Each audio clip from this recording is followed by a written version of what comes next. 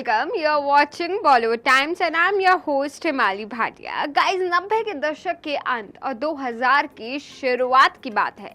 एक सावली सलोनी सी लड़की जिसकी दिल्ली और कोलकाता जैसे शहर में परवरिश हुई, उससे कुछ कर गुजरने का सपना देखा. किसी की सलाह पर मॉडलिंग से शुरुआत की और नाम कमाने के लिए मुंबई में कदम रखा. वो ऐसा दौर था जब फिल्मों में बहुत कम हीरोइनें ही बोल्ड दिखने की हिम्मत जुटा पाती थी, लेकिन जब वो आई तो उसने कहर ढा दिया.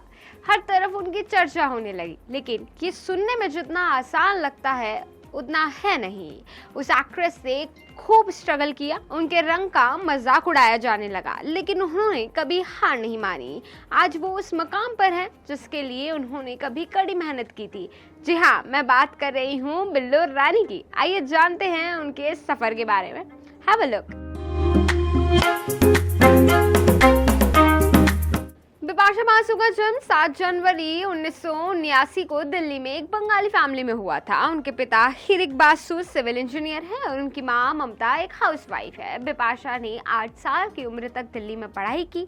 इसके बाद उनकी फैमिली कोलकाता शिफ्ट हो गई, जहां स्कूल में उन्हें बच्चे लेडी गुंडा कहते थे. वो क्लास की हेड गर्ल रही और छोटे बाल दमदार पर्सनालिटी से लाइमलाइट में रहती थी. बिपाशा ने एक बार अपने नाम के बारे में बात करते हुए बताया था कि इसका अर्थ है डार्क डीप डिजायर, अंधेरी गहरी इच्छा.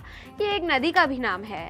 साल 1996 की बात है. कोलकाता के एक होटल में बिपाशा बासु को मॉडल मेहर जैसिया रामपाल ने देखा. उन्होंने उसी समय बिपाशा को मॉडलिंग करने का सुझाव दिया. उस साल बिपाशा ने सुपर मॉडल कंपटीशन में हिस्सा लिया और जीत भी गई. फिर मियामी में Ford model super model of the world competition में देश को रिप्रेजेंट किया. यहीं से ही बिपाशा का सफर शुरू हुआ.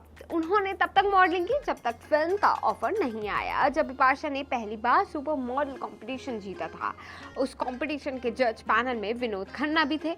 वो उस समय अपने बेटे अक्षय खन्ना के साथ फिल्म हिमालय पुत्र में बिपाशा को लॉन्च करना चाहते थे.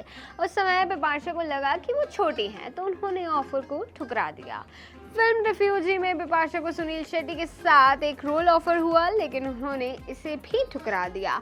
फाइनली साल 2001 में बिपाशा बासु ने बॉलीवुड में कदम रखा. वो अक्षय कुमार के साथ अजनबी फिल्म में नजर आई, जिसे अब्बास मस्तान ने डायरेक्ट किया था. उनकी पहली फिल्म सक्सेसफुल रही, उनकी बोल्ड इमेज बनी. अगले ही साल 2002 में बिपाशा ने एक और फिल्म की, राज, और इससे उनकी एक्टिंग की खूब चर्चा हुई. फिल्म के डायलॉग से लेकर गाने तक हिट हुए.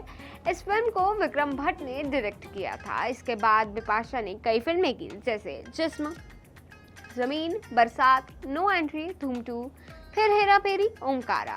पर्सनल लाइफ की बात करें तो साल 2096 से 2002 तक बिपाशा बासु ने एक्टर डिनो मोरिया को डेट किया और दोनों ने साथ कई फिल्में भी की थी, लेकिन फिर इनका रिश्ता टूट गया. इसके बाद 2002 में बिपाशा की जॉन इब्राहिम से नजदीकियां बढ़ी. दोनों साल 2011 तक एक दूसरे के साथ थे, लेकिन रिश्ता आगे नहीं बढ़ पाया. बताया जाता है कि बिपाशा ने हरमन बावेजा को भी डेट किया था, लेकिन 2014 में दोनों अलग हो गए. इसी साल अलोन के सेट पर बिपाशा की मुलाकात करण सिंह ग्रोवर से हुई. दोनों ने 2016 में शादी की. इसके बाद दोनों ने वेब सीरीज डेंजरस में भी साथ काम किया, जो साल 2020 में स्ट्रीम हुई थी. 12 नवंबर 2022 को बिपाशा ने बेटी को जन्म दिया. दोनों ने अपनी गुड़िया का नाम देवी रखा है. वह सोशल मीडिया पर बिटिया की हल्की फुल्की झलक दिखाती रहती है.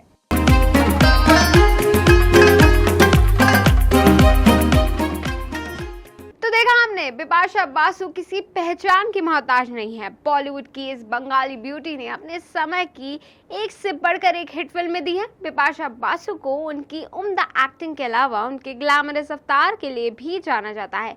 भले ही अब एक्ट्रेस फिल्मों में एक्टिव ना हो, लेकिन उनकी एक्टिंग और खूबसूरती के चर्चे आज भी बॉलीवुड गलियारों में सुनाई देते हैं.